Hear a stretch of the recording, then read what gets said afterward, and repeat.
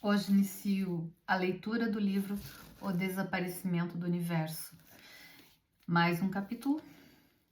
É uma conversa franca sobre ilusões, vidas passadas, religião, sexo político e os milagres do perdão. Vou ler a capa aqui. O que você faria se estivesse sentado, quieto, em uma sala de estar e uma dupla misteriosa aparecesse à sua frente, vindo de lugar nenhum, e lhe dissesse que ambos eram mestres ascensionados, que vieram para lhe revelar alguns segredos chocantes sobre a existência e também ensinar-lhe os poderes milagrosos do perdão avançado? Você chamaria a polícia, ligaria para um psiquiatra, pediria uma pizza? Quando esses dois professores apareceram diante de Gary Renard, em 1992, ele escolheu ouvi-los e fazer mais perguntas impertinentes. O resultado é esse livro espantoso, um registro extraordinário de 17 conversas alucinantes que aconteceram durante quase uma década, reorientando a vida do autor e dando ao mundo uma introdução inflexível a um ensinamento espiritual destinado a mudar a história da humanidade. Agora, alguém fala aqui, um exame impressionante, detalhado da essência da vida e do que significa viver plenamente. Um acréscimo bem-vindo e recomendado à lista de leituras dos estudos metafísicos. A escolha do revisor em Small Press Book Watch, sei lá. Conteúdo incrível. O que mais é impressionante é que esse livro permanece verdadeiro à metafísica central de um curso em milagres. E é verdade, gente, eu já li esse livro, tá? Li já mais de uma vez. E é um dos livros que eu mais gosto, eu sempre falo dele, né? É um dos meus livros preferidos. Ele tá até meio velhinho aqui. E eu vou ler para vocês hoje, vou deixar aqui o prefácio. Quando Gary Renard entrou em contato comigo, querendo uma avaliação profissional sobre o manuscrito que se tornaria esse livro, minha resposta inicial foi perfeitamente sensata. Em primeiro lugar, quando ele me falou que seu manuscrito tinha 150.000 palavras, eu disse a ele que nenhum editor em seu juízo perfeito iria editar um livro desses em um único volume. Ele teria que dividi-lo em 2 livros, ou melhor ainda, teria que editá-lo até chegar a um projeto manejável de menos de 100.000 palavras. Isso eu disse a ele antes mesmo de ver o manuscrito. Gary disse que não achava que nenhuma das suas abordagens seria possível em relação ao que ele havia escrito, mas que pensaria a respeito. Ele me perguntou se nesse meio tempo eu poderia dar uma olhada nesse projeto, composto de grande parte por uma série de conversas longas com 2 mestres ascensionados. Foi aí que tive minha segunda resposta perfeitamente sensata, que não compartilhei com Gary. Ah não, pensei, outro manifesto cansativo de conversa oca espiritual, escrito por algum pobre tolo que pensa que as vozes em sua cabeça são manifestações de algo divino? Em quase 2 décadas, trabalhando como jornalista, revisor, redator, editor do campo da espiritualidade alternativa, eu tinha visto uma quantidade maior desse tipo de bobagem do que conseguiria me lembrar.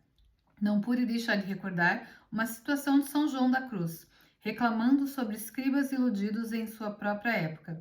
Isso acontece com muita frequência, e muitas pessoas são bastante iludidas por isso, pensando que atingiram um alto grau de oração e estão recebendo comunicações de Deus. Por esse motivo, eles os escrevem ou fazem com que seja escrito, e isso se transforma em nada, sem nenhum conteúdo de qualidade, servindo apenas para encorajar a vaidade neles. Mas aquele cara, Renard, estava querendo pagar por uma crítica completa do seu trabalho.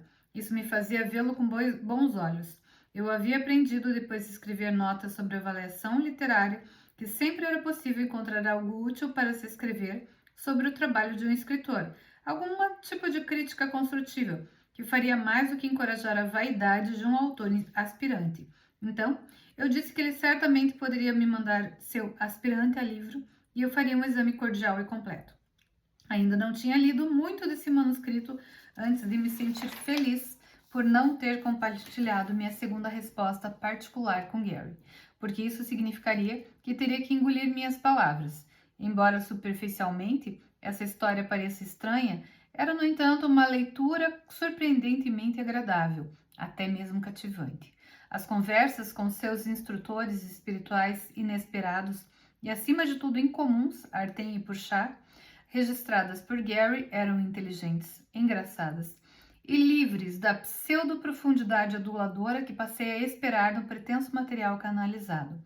Além disso, O trabalho não parecia fazer muito para encorajar a vaidade de Gary. Na verdade, seus companheiros transcendentais caçoaram dele impiedosamente, dizendo que ele era preguiçoso e espertalhão, embora também lhe dessem encorajamento carinhoso sobre a disciplina espiritual que o estavam persuadindo a seguir.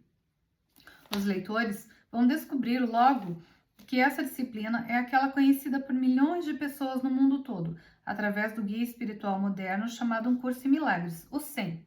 Sem dúvida, Gary entrou em contato comigo por causa do trabalho que publiquei com relação ao Curso em Milagres, incluindo a história completa do Curso em Milagres, uma visão jornalística da história desse ensinamento, principais professores e divulgadores, assim como suas críticas e algumas poucas controvérsias que provocou. Também era possível que Gary tivesse entrado em contato comigo por ter um reconhecimento inconsciente das nossas similaridades psicológicas.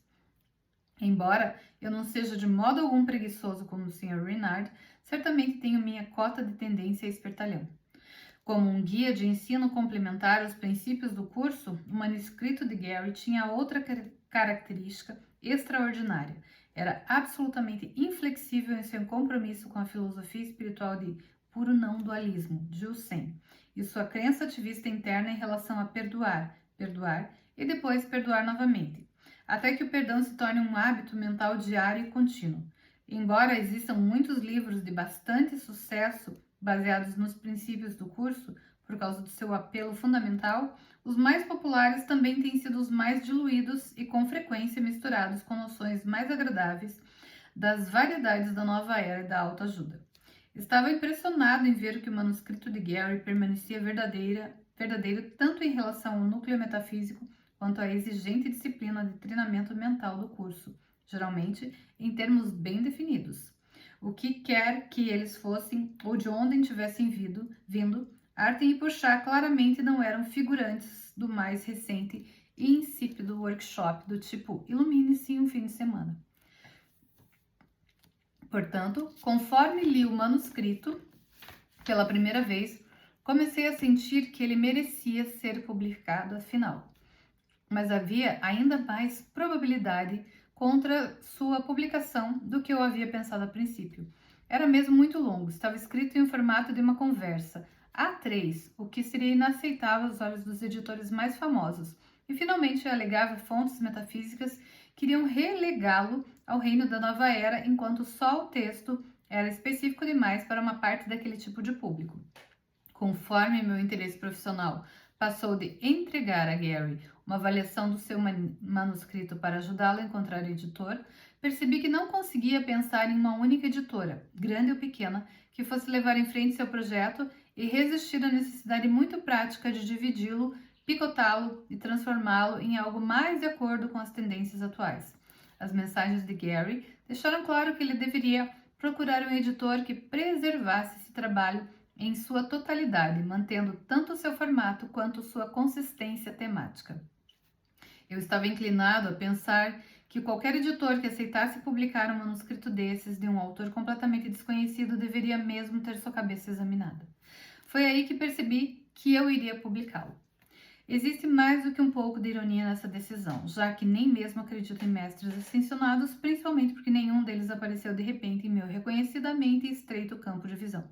Apesar do grande bem que um curso em milagres trouxe à minha vida, sempre me senti ambivalente sobre sua alegada autoria espiritual. Embora isso possa parecer chocante para outros estudantes do SEM, nunca tinha me preocupado muito sobre se Jesus tinha algo a ver com ele. A autenticidade do curso tinha sido confirmada para mim porque ele funcionou, criando mudanças positivas e drásticas em minha vida e nas vidas de muitos outros que conheci e entrevistei, mas não porque ele afirma ter uma fonte divina.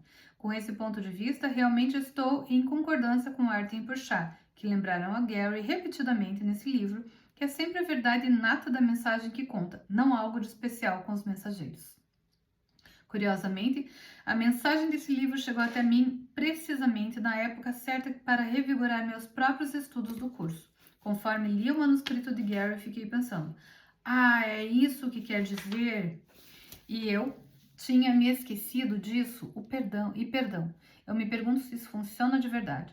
Quando cheguei ao fim do manuscrito, percebi que ele estava funcionando para mim exatamente da maneira que os professores de Gary pretendiam que funcionasse para ele e para os futuros leitores. Como um curso de reciclagem empolgante sobre a espiritualidade do futuro, falo dessa maneira porque, apesar do crescimento rápido de seu público desde sua publicação em 1976, Um Curso em Milagres ainda tem um número comparativamente pequeno de seguidores, e acho que deve continuar dessa maneira por gerações.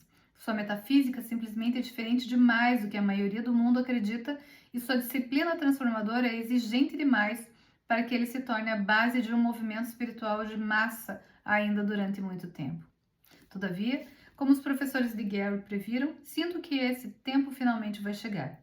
Embora o curso possa parecer absolutista e inflexível, um de seus grandes méritos é que ele afirma ser apenas uma versão do currículo universal, geralmente apoiando os outros caminhos espirituais e psicológicos do mundo por sua sabedoria inata. Entretanto, ele de fato declara que o estudante sério vai progredir por este caminho de maneira mais rápida do que qualquer outro método.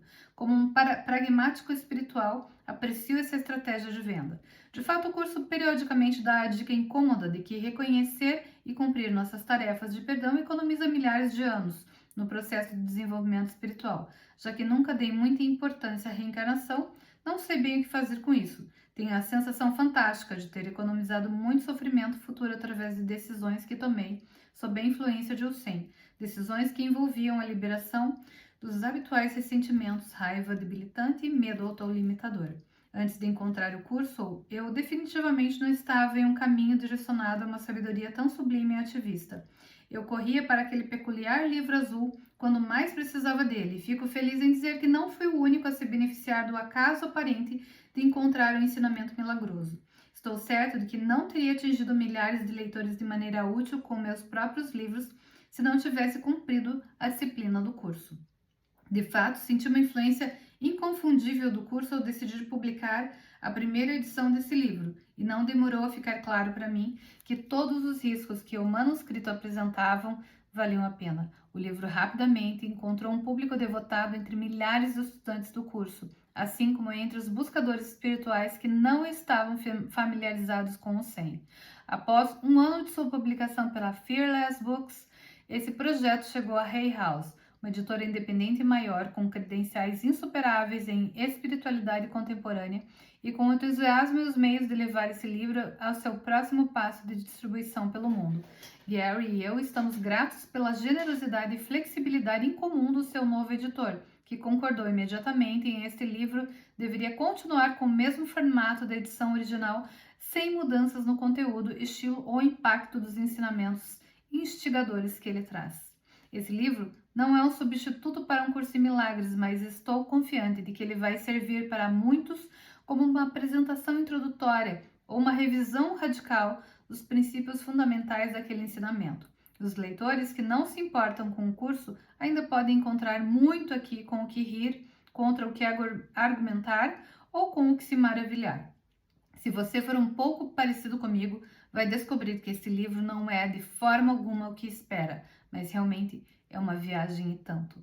Como Arten e Puxar poderiam ter dito, divirtam-se. D. Patrick Miller, Fearless Books, setembro de 2004. E a gente vai começar a leitura desse livro, e eu sempre falei exatamente isso para minha filha quando eu deixava na escola. Divirta-se. Então, divirta-se com a leitura, porque eu me divirto muito e é um dos meus livros favoritos. Vamos lá?